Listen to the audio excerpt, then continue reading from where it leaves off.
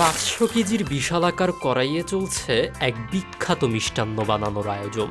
এমন পরিবেশে আয়োজন দেখে খানিকটা খটকা লাগলেও কারিগররা দাবি করেন এটিই নাকি ভারতের সবচেয়ে পরিচ্ছন্ন মিষ্টি।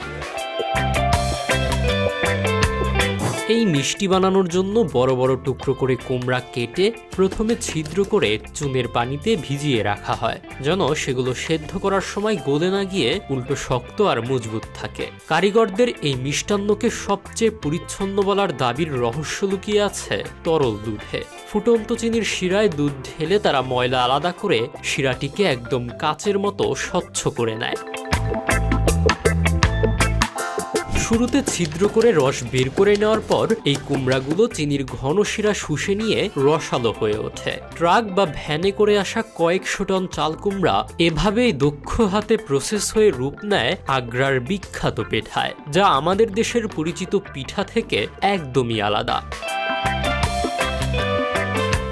মূলত চাল কুমড়ার এই বিশেষ মোরব্বাটি এখন আগ্রার 500 কোটি টাকার এক বিশাল শিল্প। প্রতিদিন হাজার হাজার কেজি কুমড়া প্রসেস করে তৈরি হওয়া এই পাঞ্ছি পেঠা এখন ভারতের জিআই ট্যাগ প্রাপ্ত একটি সম্পদ। মুঘল সম্রাট শাহজাহানের আমল থেকে চলে আসা এই পেঠাটি ফ্লেভার ভেদে দাম প্রতি কেজি 160 রুপি থেকে শুরু করে 450 রুপি পর্যন্ত হয়ে থাকে।